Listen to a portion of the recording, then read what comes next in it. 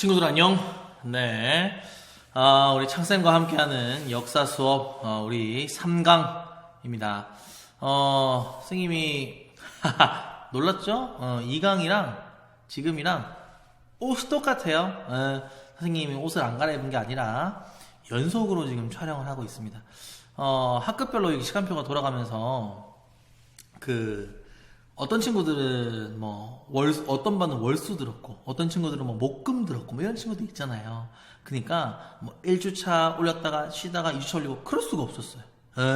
그래서, 그냥, 1, 2주차를 그냥 2강과 3강을 그냥 한꺼번에 다 녹화를 하고 있는 중입니다. 힘들어요. 근데, 선생님이 2강을 녹화를 다 하고 난 다음에, 이 영상을 한번 돌려보니까, 이야, 마이크 성능이 너무 좋은 거야. 원래는 마이크 여기 있었거든요? 근데 얘는 저 머리 놔뒀어요. 그래서 잘 들리나요? 2강에서 너무 소리가 컸어요, 그죠? 그래서 3강에는 선생님도 조금 흥분을 낮추고 마이크도 좀 멀리 떨어뜨려 놨으니까 볼륨을 조금 높이면서 고막 건강 신경 쓰세요. 자, 그러면은 우리 바로 3강 한번 들어가 보도록 하겠습니다. 우리 지난 시간에 뭘 배웠는지 다시 한번 복습해야겠죠? 네, 뾰로롱 판소로 갑니다. 자, 지난 시간에, 그쵸? 지난 시간, 너희들은 지난 시간이지만 선생님은 아까 적었던 내용들이 그대로 있어요. 자, 근현대사를 총 3개로 시기 구분했고, 우리는 그 첫 번째 개항기를 배우고 있습니다. 개항기를 다시 시기구분 5개로 했습니다. 1860, 70, 80, 그리고 1900년대. 1860년대의 주제가 뭐라고 했나? 이쯤은 좀 외워두자, 이제는. 그렇지, 쇄국. 다음, 1870년대의 주제는 개항. 1880년대의 주제는 개화. 1890년대의 주제는 근대국가로의 개혁. 개혁의 시기. 1900년대는 국권 비탈. 그렇게 1910년도에 우리는 완전히 일본의 국권에 넘어가고 일제강점기로 넘어간다. 이렇게 우리 이야기 했었습니다. 우리는 그 중에 1860년대의 쇄국에 대한 이야기를 해보도록 하겠습니다. 자, 1860년대 시기에 국내의 상황과 국외의 상황을 한번 이야기를 다 해봤어요. 자, 이렇게 아까 좀 적었었는데, 너희들 기억나나요? 다시 한번 복습해봅시다. 1860년대에는 고종이 즉위했고, 나이가 고종이 어렸기 때문에 고종의 아버지였던 흥선 대원군이 집권하게 되었다. 그리고, 국내의 상황과, 흥선 대원군이 집권할 때의 국내의 상황과 국외의 상황을, 선생님이 한번 정리해 줬습니다. 먼저, 국내의 상황은 어땠었죠? 일단, 심플하게 이야기해서 백성들이 살기가 너무너무 어려웠다. 그렇게 되는 거죠. 왜 어려웠어요? 이것 때문이었어요. 무엇의 문란? 그렇지. 삼정의 문란 때문에 백성들이 살기 너무너무 힘들었다. 그랬었어요. 자, 삼정은 3가지 뭐였었죠? 전세, 전정, 군정, 환곡. 이 3가지였습니다. 전정은 땅을 가지고 있는 지주가 아니라 소장농에게 전세를 전가해서 백성들이 너무 힘들었고, 그리고 군포는 양반들이 군포를 내지 않으면서 백성들이 군포를 짊어져야 되는 부담이 엄청나게 늘어나서 백성들이 힘들었고, 환곡은 추납의 아름다운 복지제도, 어떻게 보면은 은행에서 돈 빌려주고 이자 조금 받고 돈 갚는 거였는데, 탐관 오리들이 돈을 그 이자를 엄청나게 많이 받았고, 또 썩은 쌀을 주고 멀쩡한 쌀로 돌려받고, 이런 횡포들이 있으면서 환곡이 백성들을 많이 힘들게 했다. 삼정이 물러내졌다. 백성들이 힘들었다. 이런 식이 1860년대 국내 정세 배웠고요. 그 다음에 1860년대의 국외 상황입니다. 중국과 일본은 서양의 여러 강대국들의, 서양 열강들의 협박에 못 이겨서 이미 문을 열고 문호를 개방하고 개항, 개화, 그리고 근대국가로 나아가기 위한 개혁을 하고 있는 시기가 바로 1860년대의 시기다. 이렇게 이야기를 했습니다.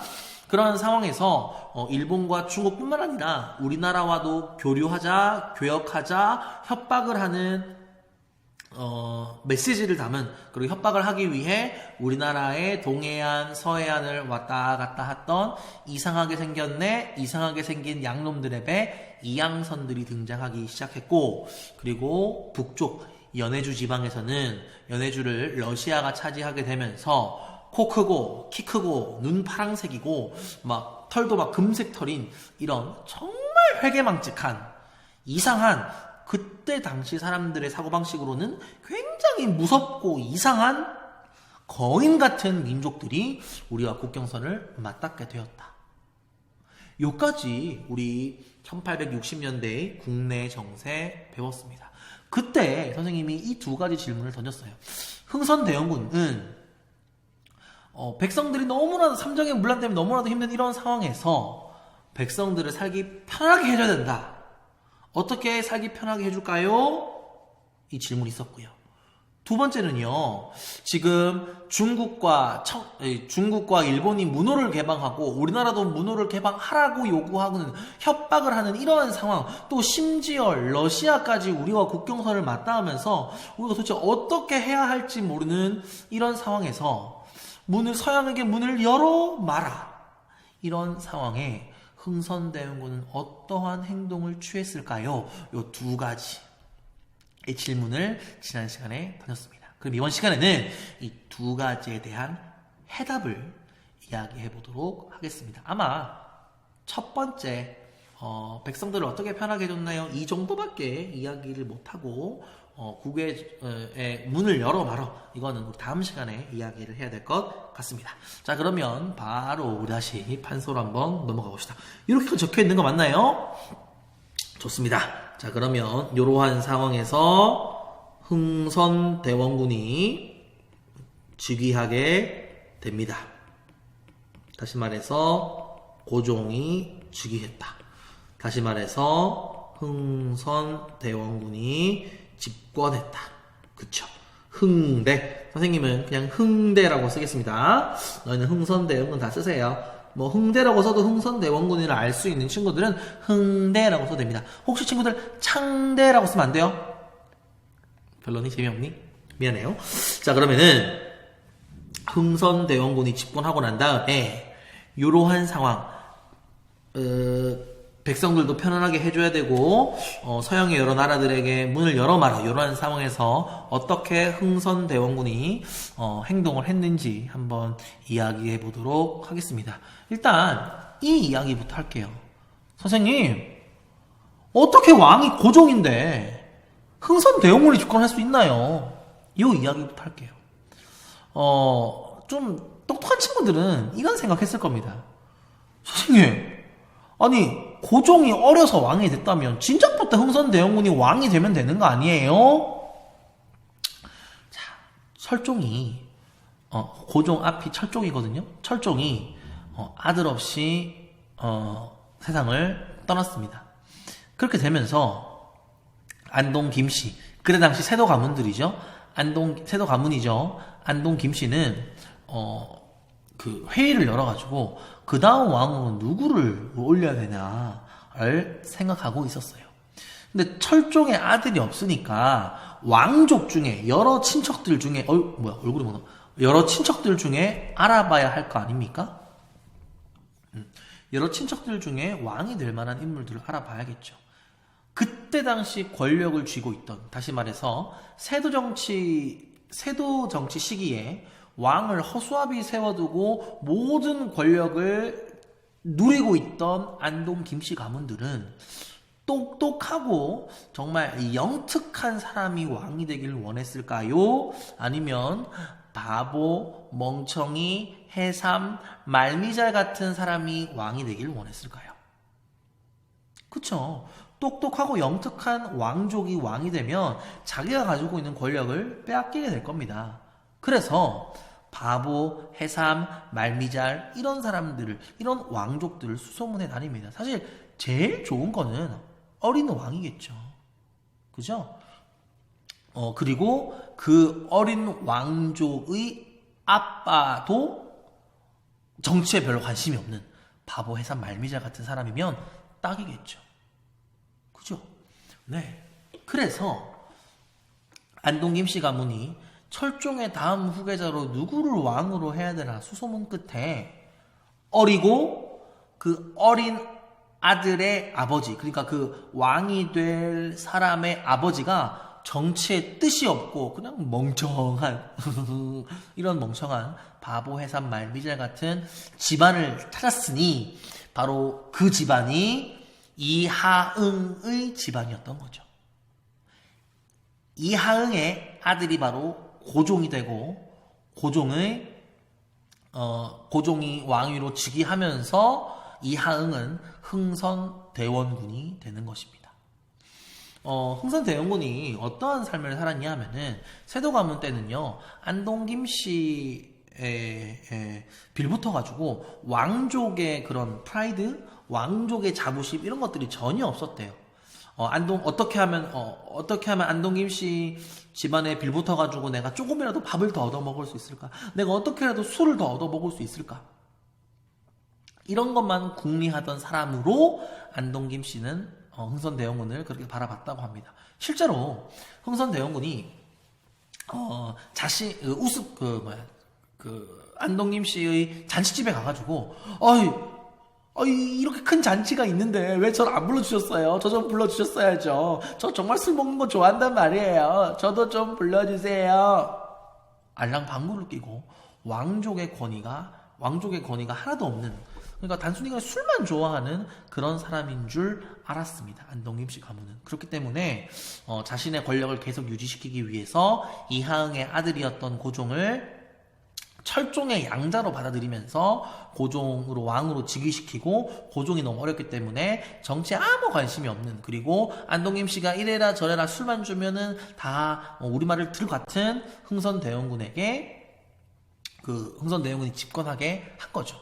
그런데 정말 무서운 건 뭐냐면 흥선대원군이 자기 아들이 왕이 되자마자 눈빛이 변하는 거예요. 그러면서 어떤 이야기를 하냐면, 나는 천리를 끌어다가 지척으로 삼겠고 태산을 깎아내려 평지를 만들겠다. 남대문을 3층 높이로 지으려는데 공들의 생각은 어떻습니까? 이렇게 이야기를 했다는 거죠. 무슨 말이냐 하면, 나는 하늘과 땅의 높이를 지척, 손가락으로 하겠다. 그리고 저 높은 산을 깎아가지고 아주 그냥 평평하게 만들어버리겠다. 무슨 말입니까? 니들의 권위가 하늘을 찔러? 나 그거 요 손가락만큼으로 바꿔버릴 거야. 니들의 재산이 저만큼 산만큼 많아? 내가 그거 다 깎아버릴 거야. 그리고 그때 당시에 세도 가문 중에 누가 권력을 짚고 있었는지 하면은 붕당 중에 노론 가문들입니다. 그리고 소외받았던 붕당이 뭐냐 하면 바로 남인들이에요. 남대문을 3층 높이로 쌓으려는데, 이 말은 무슨 말입니까? 내가 이제 너희 노론들을 다 쓸어버리고 남인들에게 힘을 줄 거야. 공들의 생각은 어떻습니까? 어때? 이렇게 해버렸다는 거죠. 엄청나게 무섭지 않습니까? 흥선대원군 정말 무시무시한 인물입니다. 모르겠어요. 정말 자기가 이렇게 멍청하게 행동을 하고 안동 김씨에게 이렇게 막 간도 쓸고도 다 빼줄 것처럼 그렇게 행동을 하면은 내 아들을 왕으로 삼고 자기가 권력을 잡을 거란 걸 모두 다 큰 그림을 잡았는지 잘 모르겠어요. 하지만 이 결과론으로 놓고 봤을 때는 행동이 완전 다른 거예요. 집권하기 전과 집권하기 후가. 그렇죠. 자, 그렇게 하면서 이제부터 피해 숙청, 그리고 지금까지 잘못했던 모든 세도 가문들을 막 다 잡아치기 시작하는데요. 그 내용을 한번 알아보도록 하겠습니다. 바로 첫 번째, 대내개혁입니다. 대내개혁이라 하면 대내적 상황, 그러니까 국내적 상황을 어떻게 개혁했냐, 뭐 이런 내용이겠죠. 자, 일단 대내개혁을 딱 두 단어로 이야기를 하면, 첫 번째는 민생안정, 따라합니다. 민생안정. 두 번째는 왕권 강화. 자, 한번 적어봅시다. 먼저 민생 강화입니다. 민생 안정입니다. 민생 안정의 뜻은 이거예요. 백성들의 삶을 안정시키겠다. 그럼 백성들의 삶이 지금은 그때 당시에는 흥선대원군의 집권 전에는 안정되지 않았나요? 네. 왜 안정되지 못했나요? 바로 무엇 때문입니까? 삼정의 문란 때문이죠. 그렇기 때문에 흥선대원군은 민생을 안정시키기 위해서 무엇을 해야 될까요? 삼정을 개혁합니다. 자, 삼정은 세 가지라고 이야기를 했습니다. 첫 번째 전정, 두 번째 군정, 세 번째 환국. 전정이 어떻게 문란했었다고요? 땅을 가진 지주들이 세금을 내지 않고 소작농들에게 세금을 전가하였다. 이런 상황을 흥선대원군은 어떻게 개혁했을까요? 심플합니다. 야, 땅 가지고 있는 사람이 세금 내. 이렇게 했던 거죠. 어떤 식으로 전정을 개혁했냐 하면 바로 적어볼까요? 양전 사업입니다. 엄청 굵게 나오네요. 양전 사업. 양전 사업은 쉽게 이야기하면은 토지조사 사업이다 이렇게 이야기할 수 있을 것 같아요. 그러니까 이거 다시 보여줘야 되죠? 그러니까 요 땅의 주인이 누구인지 조사를 하는 사업을 시작한 거예요. 선생님이 지난 시간에 이렇게 설명했어요. 우리 학급이 선생님 땅이 다 선생님 땅이라면 선생님이 혼자 다 농사를 짓지 못하기 때문에 1분단은 창순이에게 맡긴다. 그래서 이 1분단의 소작농이 창순이가 된다. 이렇게 이야기를 했어. 그리고 이 1분단에 해당하는 전세를 창순이에게 내게 한다. 이게 전세가 물란해졌다. 이렇게 이야기를 했었거든요. 흥선대원군이 양전사업, 토지조사 사업을 실시합니다. 3학년 6반의 1분단의 땅이 누구 거예요? 조사하는 거예요. 그러면 자연스럽게 저는 그거 제 겁니다. 그럼 당신이 세금 내세요. 이렇게 하겠죠. 만약에 제게 아니고 창순이 겁니다. 라고 하면 내 땅이 완전히 창순이에게 땅이 뺏겨버리는 게 되잖아요. 이야, 놀라운 거죠. 그래서 양반들은 어쩔 수 없이 전세를 낼 수밖에 없게 합니다. 이게 바로 흥선대원군의 무시무시한 양전사업이에요. 백성들이 좋아하죠. 흥산. 양반들은 흥선대원군 어떻게 생각하나요? 흥선대원군 나쁜 놈 이렇게 생각하는 거죠. 자, 그 다음 두 번째, 군정은 어떻게 개혁했냐? 군정에 어떤 폐단이 있었죠? 양반들은 군정을 안 내고 양반들이 군정을 안 냈기 때문에 백성들이 내야 되는 군정의 양이 엄청나게 늘어났다 이렇게 이야기를 했어요. 그러니까 흥선대원군은 양반도 군포를 내 이 자식아 이렇게 한 거죠. 우리는 양반도 군포를 내게 했던 그 제도를 뭐라고 부르냐 하면 빨간색입니다. 적읍시다. 호포제. 따라합시다. 호포제. 다시 호포제. 자, 호포제의 뜻은 누구도 양반도 뭐를 군포를 내세요. 이게 바로 호포제입니다. 자, 이렇게 되면 백성들이 내야 하는 군정의 양이, 군포의 양이 조금씩 줄어들게 되겠죠. 그럼 백성들은 흥선대원군을 흥선 완전 좋아하는 거예요. 그런데 우리 양반들은 흥선대원군 어떻게 생각했을까요? 흥선대원군 나쁜 놈 이렇게 생각하는 겁니다. 자, 마지막 환곡의 폐단을 어떻게 개혁했나 봅시다. 환곡이 어떤 식으로 폐단이 있었나요? 바로 탐관 오리들 때문에 시장, 구청장, 동장이 썩은 쌀을 주고 이자를 엄청나게 많이 받았다고 이야기를 했어요. 그러니까 요 흥선대원군은 요 환곡을 폐지시켜버립니다. 야, 그렇게 이자 받을 것 같으면 돈 빌려주지 마! 이렇게 한 거죠. 이렇게 되면서 그래도 필요한 사람이 있으면 어떡해요?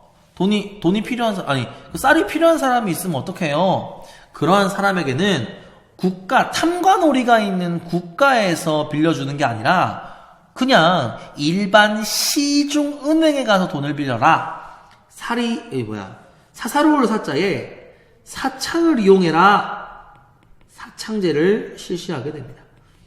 이 사창제는 그러니까 돈 많은 사람들이 그냥 개인적으로 빌려주고 개인적으로 이자 갚아서 이자를 얹혀서 받아라 이런 거죠. 그러니까 국가에서 단체적으로 국가에서 빌려주는 환곡은 없다.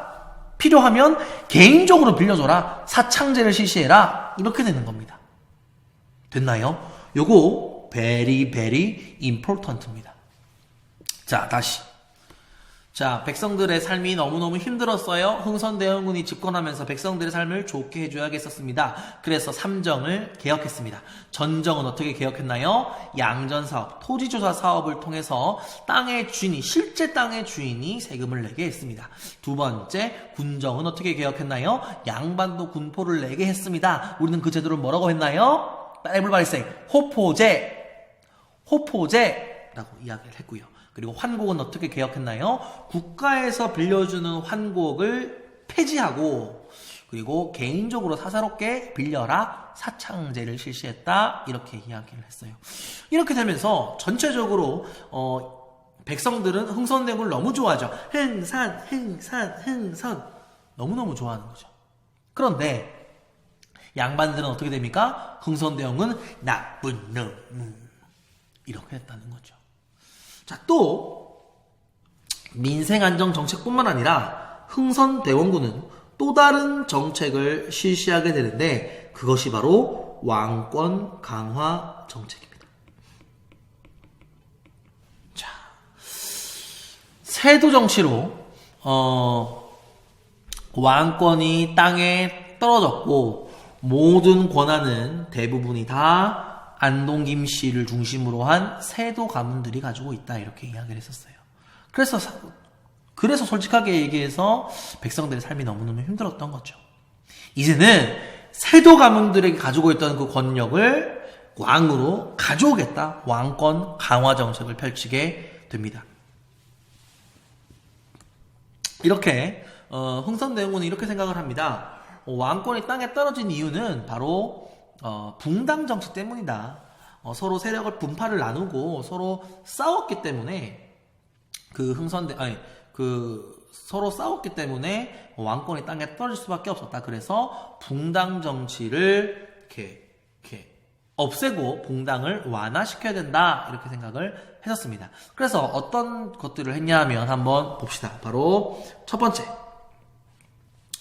번째는 안동 김씨가 많이 모여있던 그리고 조선 후기의 권력을 주도했던 비변사를 없애버립니다. 그리고 의정부를 다시 부활시켜서 왕 중심의 정치를 펼칠 수 있게 합니다. 그리고 붕당의 근본이었던 붕당의 근원지였던 서원을 정리하게 됩니다. 서원 기억나나요? 붕당 정치를 활발하게 했던, 그러니까 살인들의 기반이었던 서원, 지방의 학교 서원을 그때 당시에는 막 600몇 개가 있었는데 영조 때 한번 줄여가지고 한 200개 정도로 정리가 되고 흥선대원군 때는 화끈하게 47개만 남겨버리죠. 그 말고는 서원을 다 없애버리는 거예요. 이야, 이런 이야기를 합니다. 공자가 살아 돌아와도 나는 공자가 살아 돌아와도 서원을 다시 세웁시다. 서원을 새롭게 세웁시다. 하는 놈들 내가 가만두지 않겠다라고 이야기를 합니다. 야, 그때 당시에 서원이 얼마나 많이 잘못된 폐단들이 많았냐 하면은 선생님, 2학년 때 배운 게 기억나는지 모르겠는데, 서원은 두 가지의 역할들을 감당한다고 했어요. 첫 번째는 교육기관입니다. 어떤 엄청나게 뛰어난 학풍의 선생님이 계시고, 그 학풍 선생님 아래에서, 학생들이 교육받는 거죠. 교육기관이었고요. 두 번째는요, 제사 기능이었습니다. 제사 지냈어요. 그러니까, 뛰어난 학풍의 선생님들을 제사 지내는 기능도 했었습니다. 근데 요 조선 후기가 되면 요 서원이 요 아름다운, 어떻게 보면 뭐 폐단이 있을 게 없죠, 그죠? 요 아름다운 서원이 어떤 식의 폐단이 있었냐면은 학생들이 동네마다 돌아다니면서 삥을 뜯습니다. 에이, 똑똑똑, 에이. 자, 이제 여기 이황 선생님 아시죠? 이황 선생님. 이황 선생님 이제 제사를 드려야 되는데 그 제사를 드릴 때 돈이 좀 필요하네요. 집집마다 한 30만원씩 가져오세요. 저희는 돈이 없어요. 뭐? 야, 돈이 없단다? 야, 멍석말이 시켜라. 막 멍석으로 말아가지고 막 때리고. 백성들 너무너무 힘들게 했던 거죠. 그래서 흥선대원군이 공자가 살아 들어와도 나는 서원 용납하지 않겠다. 용서하지 않겠다. 네. 이렇게 하면서 세도 정치를 타파하려고 했던 거죠. 세도 정치를 타파하려고 했고, 또 법전을 정비하게 됩니다. 그때 흥선대원군이 만들었던 법전이 바로 따라합니다. 대전회통. 그쵸. 복습 한번 해봅시다. 여러분들 잘 기억을 할지 모르겠네요. 가장 먼저 만들었던 조선의 최고 법전이 바로 경국대전이었어요. 그러다가 조선 후기에 영조가 다시 한번 이 경국대전을 다시 만듭니다. 바로 속대전이죠. 그러다가 정조가 다시 한번 이 대전을 업그레이드 시킵니다. 바로 대전 통편이죠. 그리고 흥선대원군 때 대전 회통. 선생님이 이렇게 따로 적어주는 이유는 너희들 헷갈리지 말라고 적어주는 거니까 잘 적어두시고 시험에 나왔을 때 헷갈리지 않도록 합니다. 영종이 없죠? 영조죠? 영조, 그리고 정조, 마지막 고종인데 사실은 뭐 흥선대원군이 했다고 봐야겠죠. 틀린 보기로 이런 것들이 많이 나옵니다. 흥선대원군은 왕권을 강화하기 위해 속대전을 편찬하였다. 뭐 이런 틀린 내용, 틀린 보기 많이 나오니까 대전 회통입니다. 자, 헷갈리지 마시고. 자, 그 다음 정말 중요한 게 있습니다. 왕권을 강화하기 위해서 흥선대원군은요, 왕이 사는 집을 새롭게 리모델링, 사실 뭐 리모델링 아니죠, 재건축을 합니다. 얘들아, 왕이 사는 집 어디니? 바로 궁궐이죠. 경복궁을 다시 짓습니다. 선생님, 경복궁 원래 있는데 또 짓는다고요? 아니, 원래부터 경복궁이 없었어요. 왜 없었냐 하면 바로 임진왜란 때 경복궁이 불에 탑니다. 그리고 새롭게 안 지어졌어요. 그렇게 해서 쭉 있다가 다른 궁궐에서 왕이 지내다가 이제 흥선대원군 때 와서 왕권을 강화시키기 위해서 왕이 사는 집을 새롭게 FM으로 만들겠다. 경복궁을 새롭게 만들게 됩니다. 요때 돈이 없잖아요.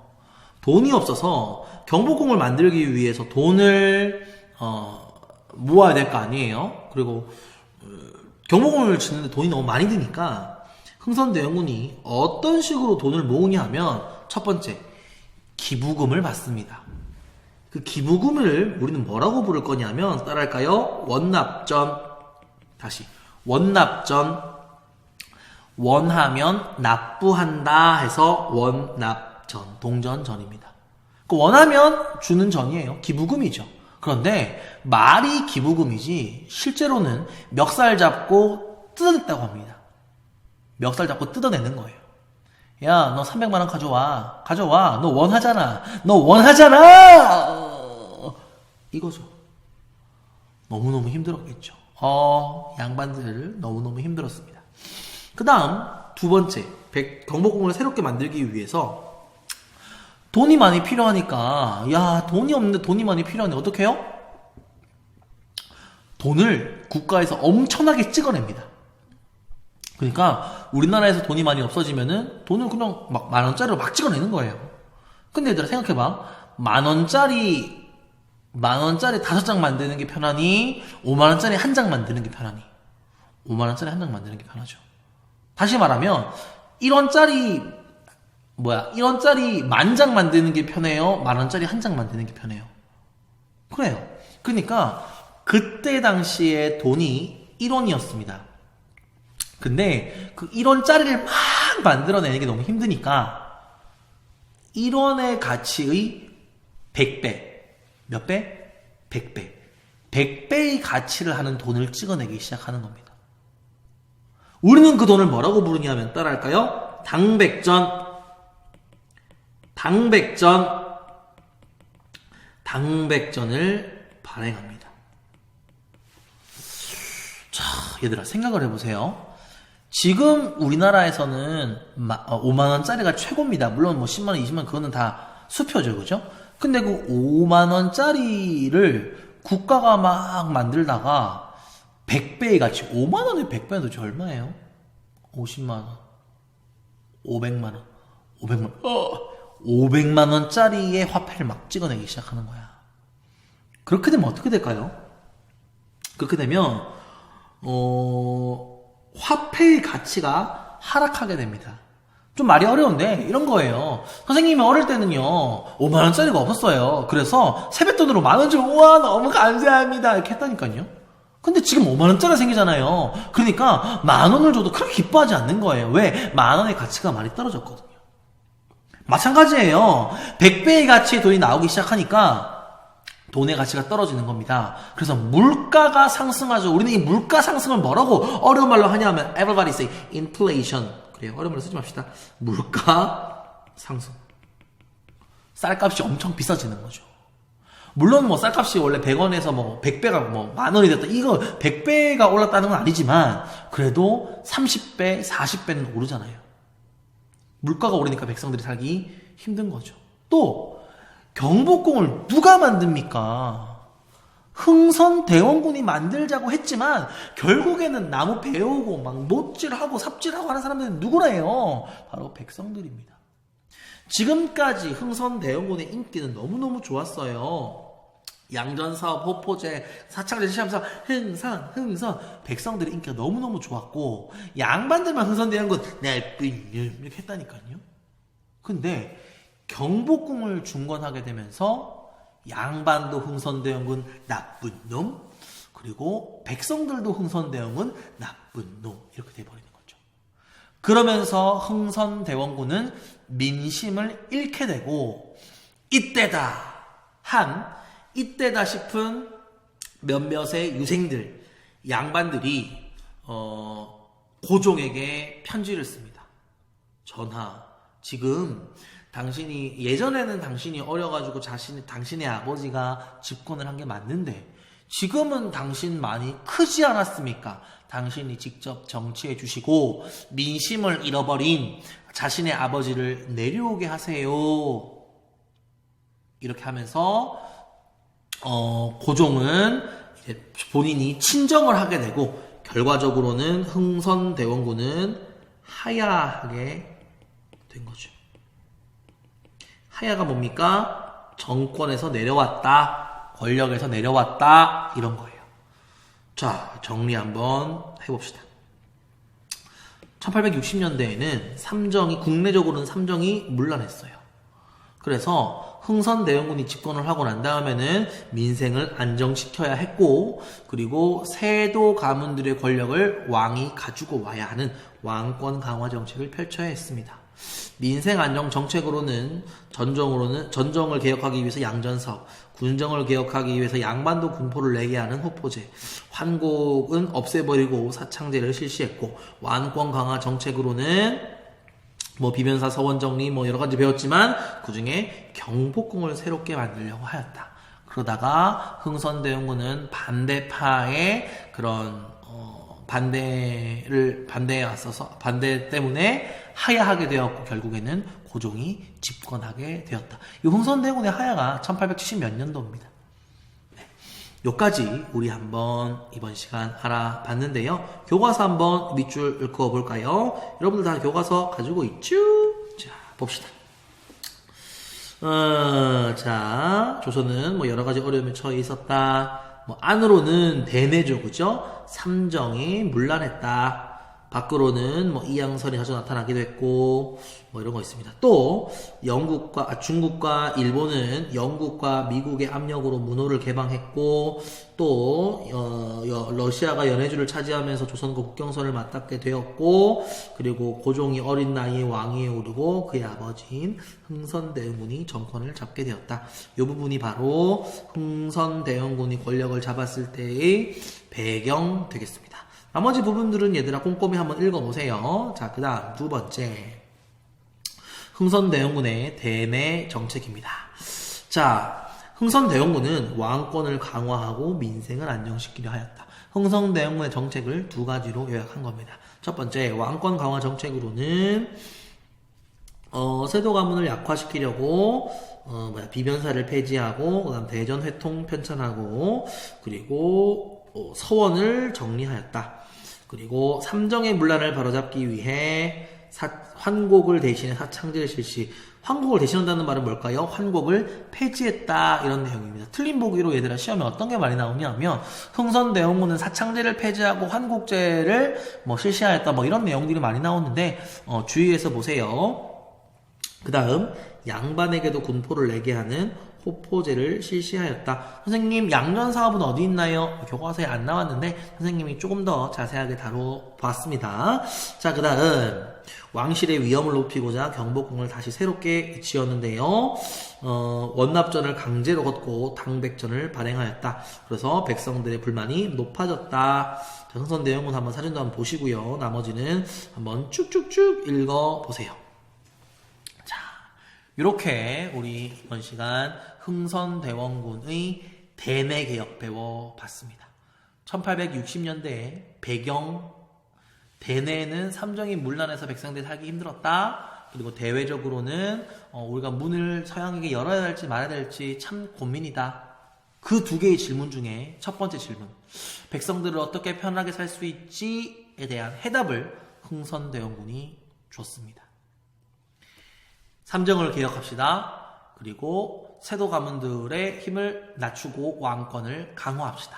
그 과정에서 양전사업이라든지 그 다음에 호포제라든지 사창제를 실시했다든지 비변사를 폐지하고 서원을 정리하고 대전회통을 만들고 경복궁을 새로 지었다. 이 중에 흥선대원군의 미스테이크, 경복궁을 새로 지으면서 백성들의 민심을 잃고 흥선대원군은 하야하게 되었다. 여기까지 우리 한번 알아봤습니다. 자, 그럼 다음 시간에 우리 무엇을 알아봐야 할까요? 그렇죠. 서양의 여러 나라들이 문을 열어라고 하는 그런 상황에서 흥선대원군은 어떻게 행동하고 반응했을까요? 그 부분도 다음 시간에 알아보도록 하겠습니다. 친구들 그러면 안녕!